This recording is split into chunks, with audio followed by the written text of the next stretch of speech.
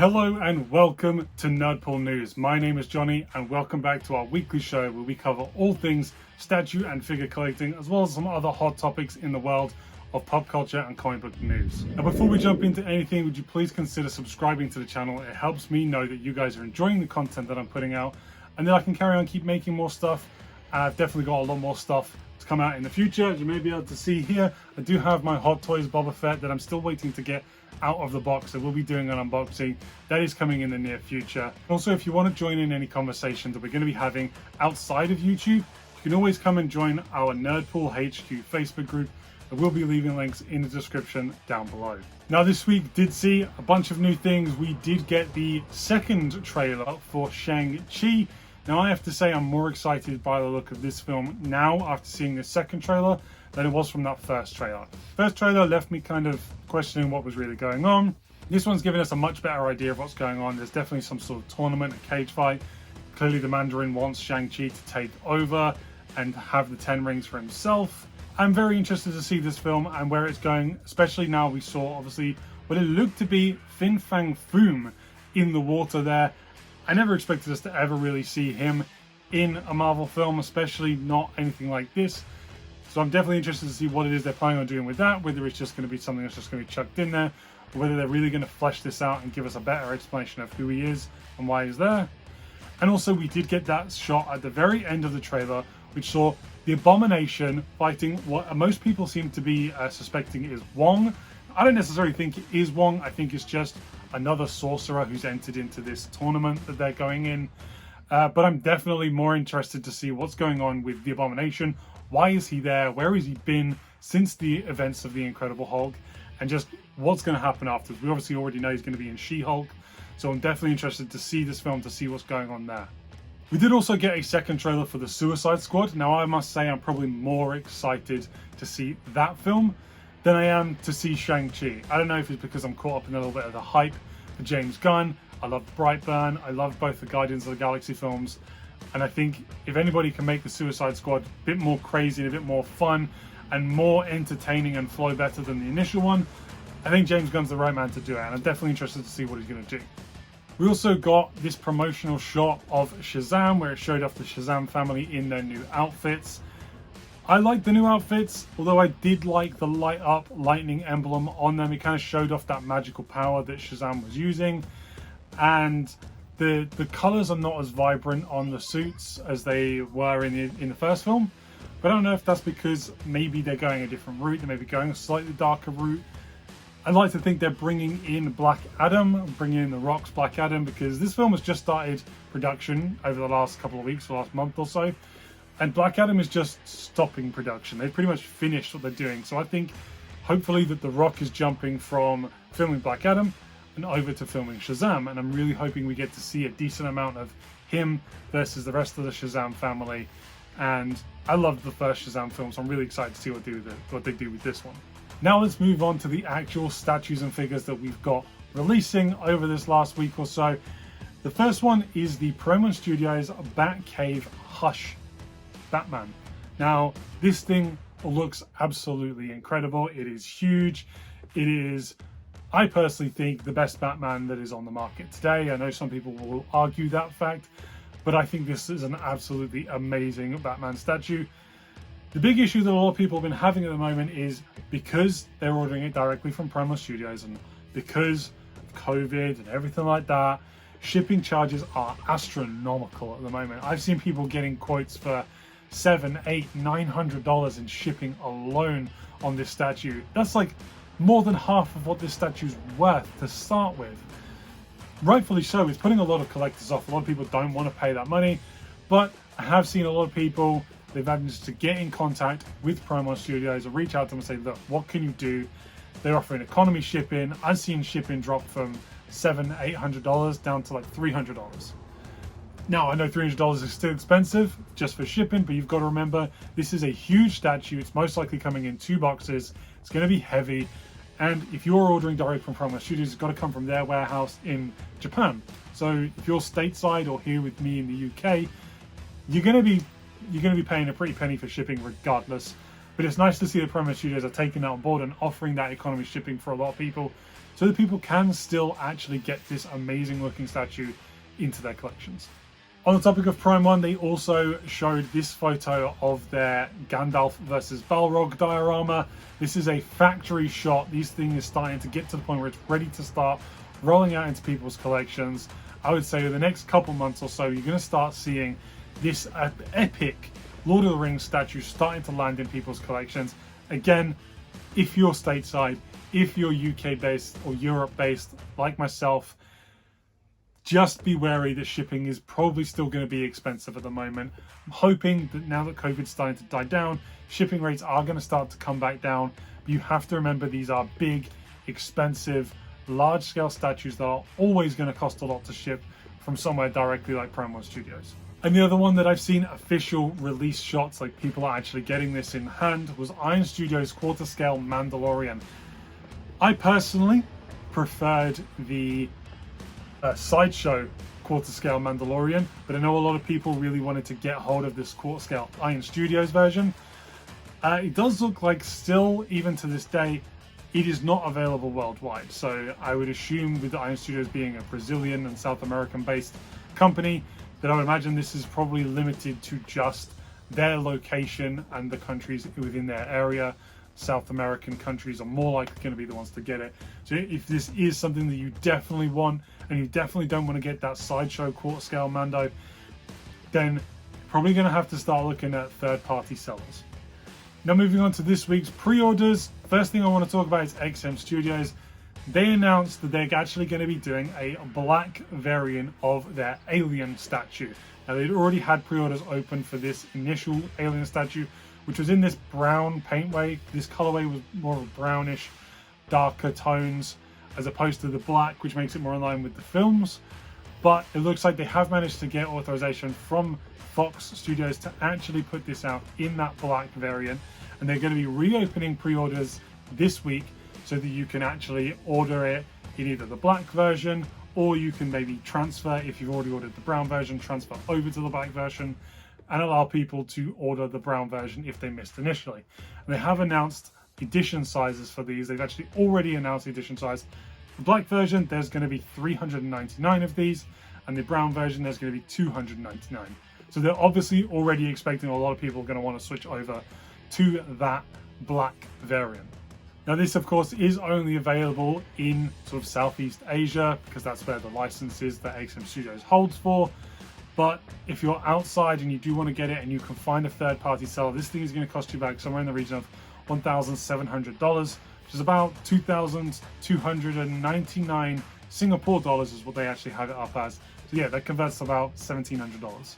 And then we're going to move on to a much smaller scale and a much more affordable statue from Tweeterhead. Now they released their Jon Stewart Green Lantern. We spoke about it in our last week's video. We knew we were getting information for this. We knew we were getting pre-order information for this. I think this looks really amazing. I think this looks absolutely stunning. I love the base. I love the fact that it's got a broken yellow lantern on the base. That Jon Stewart seems like he's defeated a member of the Yellow Lantern Corps. It does come with a swap out sort of space blaster, which makes him somewhere in the region of 20 inches tall when he's actually displaying it with the blaster. Without the blaster, he's about 17 inches tall. And there's an exclusive version which comes with a second portrait, which has him bald with the mustache, sort of goatee area. It makes him look a bit more like the Justice League, maybe the cartoon version if you grew up watching that. This guy, for the exclusive version, is available on Sideshow's website for $425. There is a collector's edition which doesn't have the alternate portrait, which is only $400. Or if you order direct from Tweeterheads and you pay in full when you pre-order it, the entire statue, including the collector's edition with the alternate portrait and this sort of proximity piece, which has, might be pronouncing this wrong, B-Dog or BDG or whatever, however you pronounce it. Basically another member of the Green Lantern Corps, and he is of course a squirrel. So of course, why wouldn't you want to have a squirrel in your collection? That will cost you $375 if you order that directly from Tweeterheads and pay in full at checkout. And switching back over to another ridiculously expensive, ridiculously massive statue is of course this Prime 1 Studios Jungle Hunter. This one is the first one they made that is directly based off the movie license. So this is the exact Predator we saw in the original film, in that original Predator film with Arnold Schwarzenegger. This thing is huge. It's 35 inches tall. It's basically about a meter tall. The deluxe version comes with 4 portraits, different hands, different weapons. You've got this huge base with this water effect and the jungle style that's all on there. This thing is actually $3,000. That is an absolutely insane amount of money for a 1/3 scale statue. But Predators are always expensive. There's a lot more detail that goes into them, a lot more paint work has to go into them, sculpting work has to go into it. Just the sheer fact that it is that much larger than a regular 3rd scale character. You know, Batman, you always think a Batman 3rd scale statue is huge. Well, you wait until you see this picture of it next to a Batman 3rd scale. This thing is ridiculously big. I, for one, absolutely love it. Again, it's just a little bit too expensive for me to get. There is a standard version which only comes with 2 alternate portraits, a masked and unmasked portrait. That's about $2,500. But like we mentioned with Promo Studios, with their shipping charges for that Batman Hush, man, just wait until the shipping charges come through for this. I would imagine the amount of stuff that's in this thing's probably going to take up like 3 boxes.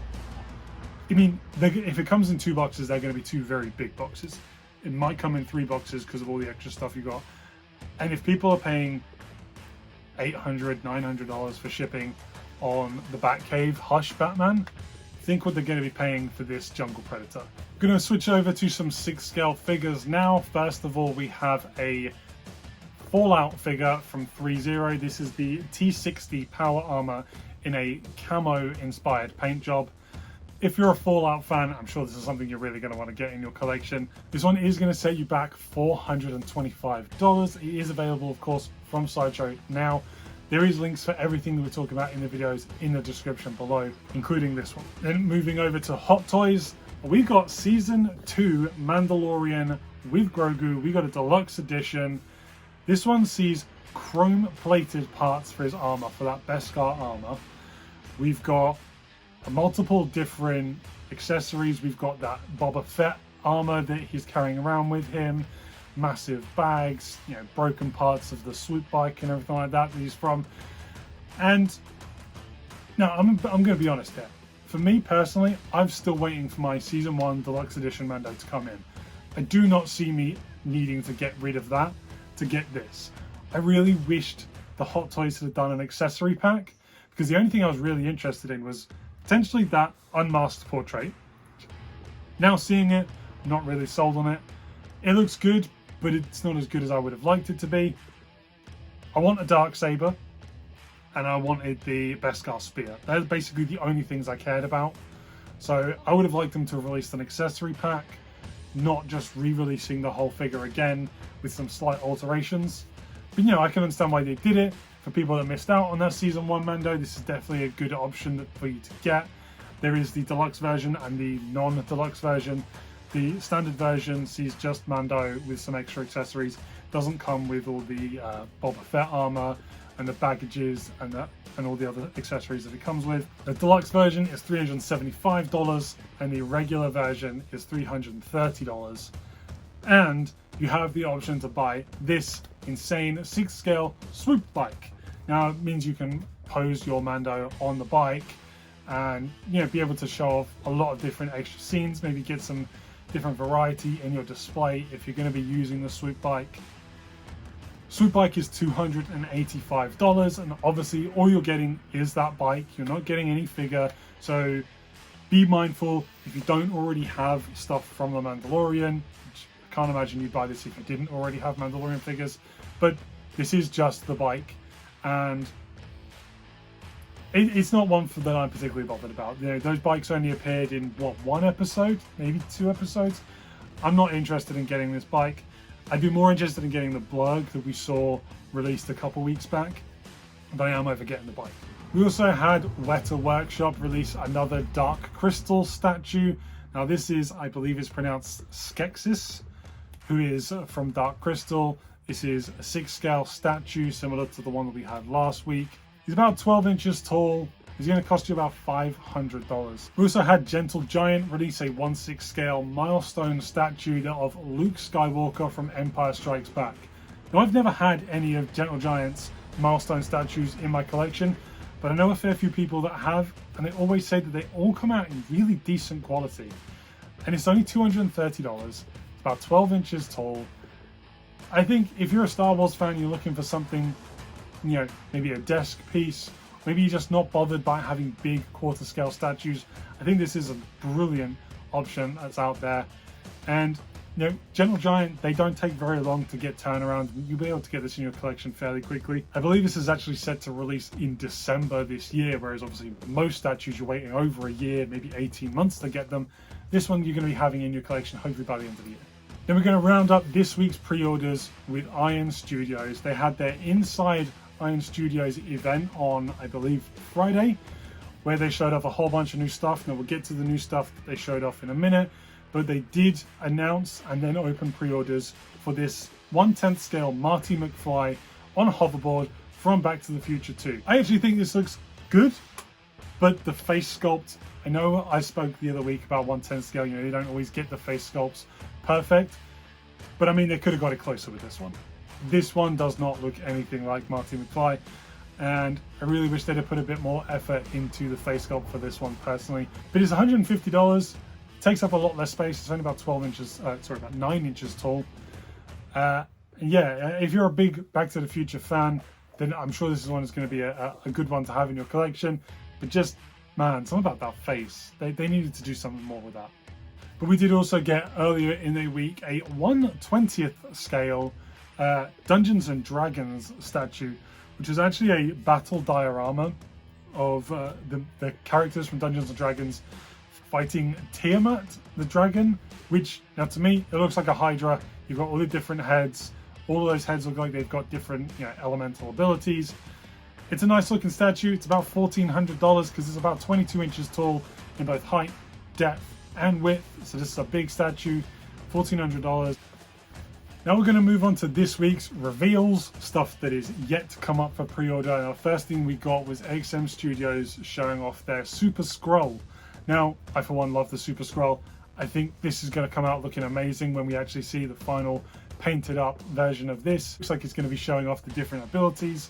You know, one of his hands looks like he's using the Thing's powers. Looks like he's got Mr. Fantastic's stretch powers, whilst also having that fist on fire to showing off Johnny Storm's powers.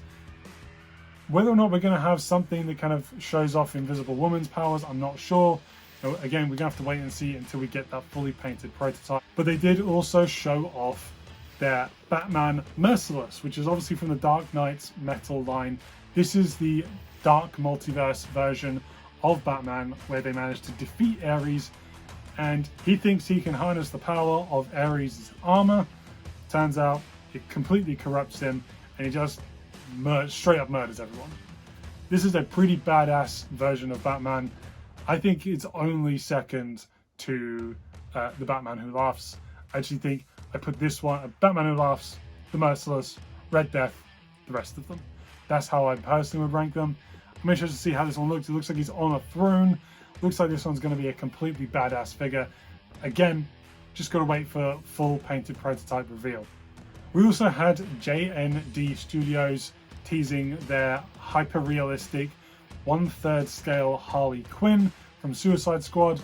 Now, they already released a Catwoman, which I personally wasn't a big fan of, but this Harley Quinn's starting to look really promising. Now, hopefully I'll have more pictures to show you of just how good this one looks in coming videos. And then we also had PCS literally this morning as I was filming this video. PCS sent out their newsletter with Minette from Street Fighter. That pre-order is going to be opening up on July the 8th. These are the initial photos that we've got. So it looks good if you're a Street Fighter fan and you're a fan of this character and you're already collecting PCS's Street Fighter stuff. This is going to be a good one out there for you. And then I'm going to round things up with Iron Studios with what they showed off at their Inside Iron Studios event this week. Now we had a bunch of 1/10 scale. Now, you know, I've spoke before how much of a big fan I am of their 1/10 scale stuff. The first one they showed off was this deluxe mummy piece. Now this was based on Universal's sort of monster universe that they tried to build. Now, I don't care about that. I just think as somebody who's a fan of Egyptian history and Egyptology and all that kind of stuff, this is a really nice looking figure. I'm contemplating ordering this one just purely based on the fact that I love Egypt and I love all of that kind of mythology and Egyptian gods and everything like that. Then we had a 1/10 scale set of Velociraptors from Jurassic Park. These ones look really good. Now we know that Iron Studios have done a fair amount of Jurassic Park dinosaur figures in the past. A lot of people are big fans of them. Obviously they did that huge T-Rex and Jeep statue. This one is another one, if you're already collecting the Iron Studios 1/10 Jurassic Park stuff, this is another one that I think will be a really good one to have in your collection. And then we got a bunch of 1/10 scale Star Wars figures. First up we had this Obi-Wan Kenobi statue. Now keen viewers among you may notice that Obi-Wan Kenobi is on the high ground, which is obviously the only place he can be. Again, I'd imagine this is probably going to be about the $150 to $200 price mark. Nice, easy ones to display, small 1/10 scale stuff, always easy to display in your collections and a lot more wallet friendly. We also had this Moff Gideon versus Mandalorian 1/10 scale. Looks like these two are coming as individual pieces, but they butt up together to display that fight scene in that season finale of The Mandalorian. We then got a 1/10 scale Bo-Katan Mandalorian figure. Shows off Bo-Katan in her Mandalorian bounty hunter outfit. Really cool looking figure. Definitely, interesting if you're a fan of the character and you're interested in getting the more of the Star Wars stuff. This one is a great one again. But for me, there are two 1/10 scale Star Wars things that they've got coming out that I personally am highly likely to pre-order, I think. One is this IG-11 and Grogu on the speeder bike. This one looks really cool. I love like the smoky dust effect from behind with the bike flicking up all the dust behind them. I love how IG-11 is all dynamic with his arms swinging out, shooting people. Grogu in the little backpack on the front of IG-11. I think this looks really nice. I would imagine this one's probably going to be about $250. I would say maybe a little bit less, but I'm going to go somewhere in the region of that. And then my personal favorite, which is 100%, I will be ordering this when this comes up for pre-order, and that is this Boba Fett on throne featuring Fennec, which is the deluxe version, or you can get a standard version which doesn't have Fennec on it. This one looks really cool, which is obviously that scene right at the very end of season 2 of Mandalorian when he comes in, he overthrows Jabba's palace completely, and he takes over, sits on that throne, and we get that first look of what we are expecting to be the Book of Boba Fett coming out later this year. So badass, brilliant looking figure, can't wait to get this one. We also had a quarter scale legacy replica Grogu on his meditation stone. Looks like you've got the force powers coming up around him, or the little smoke or force effects around him. Really nice looking piece. I can't imagine, with it being quarter scale, I still can't imagine this being too expensive, because obviously Grogu's not exactly a big guy to start with. So I would imagine this one's not going to be a big sort of wallet buster or bank account buster. And if you're a fan of Mandalorian and maybe you've got the other Mandalorian stuff, quarter scale stuff coming from Iron Studios or the Sideshow stuff, this will be a great companion piece. And then we got another Back to the Future statue. This one's from Back to the Future 3, where they have their photos taken in front of the big clock. Again, another one, if you're a big fan of Back to the Future, this is probably going to be a good one for you to get. I personally would probably hold fire, because I'm sure they'll probably do a DeLorean at some point down the line if you're a big enough Back to the Future fan. Then we also got a 1/10 scale ET with Elliot.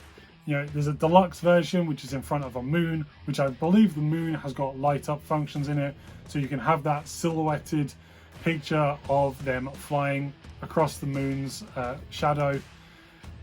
Really good looking piece if you're a fan of ET. My wife absolutely hates ET. She thinks ET is disgusting and ugly, so there's absolutely no way this thing is coming into my collection in any way, shape or form. And then also we got a 1/10 scale Twisted Metal Sweet Tooth. I think he's called Sweet Tooth. That's what it was showing him on their event. I think this is a video game. I've seen a couple of different statues of this. I think Gaming Heads did a quarter scale statue. This isn't one I'm personally familiar with or particularly bothered by, but if you're a fan of Twisted Metal, then I'm sure this is something you're going to be really interested in. So that pretty much rounds up everything from this week. Let me know if there is anything that you like from this week's video. Let me know in the comments down below. If there's anything you pre-ordered or you've got into your collection this week, let me know in the comments down below and give the video a thumbs up. And until then, we'll see you later.